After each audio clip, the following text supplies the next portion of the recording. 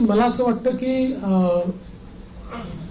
महाराष्ट्र वेगाने प्रगतीच करतो आहे, मात्र राजकीय संस्कृती जी महाराष्ट्रातली आहे त्याच्यावर पुनर्विचार करण्याची गरज ही सर्व पक्षांना आहे. महाराष्ट्रातलं जे राजकीय वातावरण होतं ते आपल्याला योग्य कसं करता येईल याचा प्रयत्न आपण केला पाहिजे. मी शपथविधीच्या निमित्ताने माननीय पवार साहेब असतील, माननीय उद्धवजी ठाकरे असतील, माननीय सुशीलकुमार शिंदेजी असतील, माननीय पृथ्वीराज चव्हाण साहेब असतील किंवा सन्माननीय राज ठाकरे साहेब असतील, अशा सगळ्या प्रमुख लोकांना त्या ठिकाणी स्वतः फोन करून त्यांना निमंत्रण दिलं. त्यातल्या प्रत्येकाने माझं अभिनंदन केलं, मला शुभेच्छा दिल्या. काही व्यक्तिगत कारणाने ती लोक येऊ शकले नाहीत, पण त्यांनी शुभेच्छा दिल्या. मला असं वाटतं की जो राजकीय संवाद महाराष्ट्रामध्ये आणि इतर राज्यांमध्ये आणि विशेषतः दक्षिणेच्या राज्यांमध्ये जे काही अंतर आहे ते हेच अंतर आहे की महाराष्ट्रात राजकीय संवाद हा कधी संपला नाही. आपण अनेक राज्यांमध्ये असं बघतो की दोन पक्षांमध्ये किंवा दोन नेत्यांमध्ये इतका विसंवाद असतो की हिंदीमध्ये ज्याला खून के प्यासे म्हणतो अशा प्रकारची परिस्थिती आपल्याला पाहायला मिळते. ती महाराष्ट्रात नव्हती, आजही नाही आणि ती पुढेही राहू नये हा माझा प्रयत्न असेल.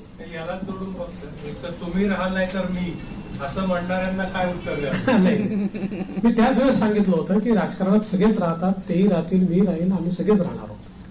Sanjay Bapat 1 minute. Sanjay Bapat 1 minute. Sanjay Bapat 1 minute. Sanjay Bapat पायाभूत सुविधा आवडता विषय असतो. तुम्ही मागच्या टर्मने समृद्धी महामार्ग पूर्ण केला, त्याच्यानंतर या टर्ममध्ये तुम्ही सुरुवात केली होती की शक्तीपीठ महामार्ग.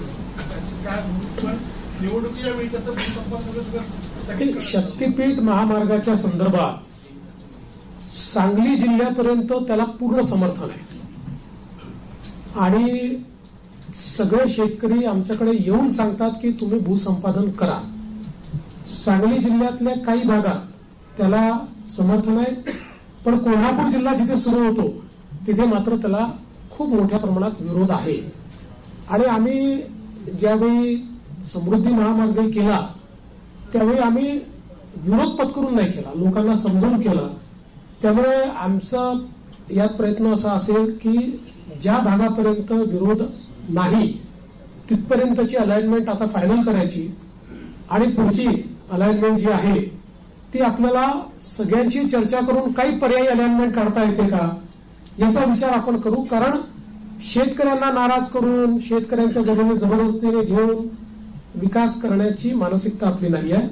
त्यामुळे काही पर्यायी रस्ते तयार करता येतील किंवा त्याला एक्झिस्टिंग जो काही हायवे आहे त्याला कोल्हापूरच्या आधी कुठे जोडता येईल का, किंवा अजून काही एखादा आपल्याला फ्लायओव्हरच्या माध्यमातून काही निर्णय करता येईल का, असं चर्चेतनं मार्ग काढू.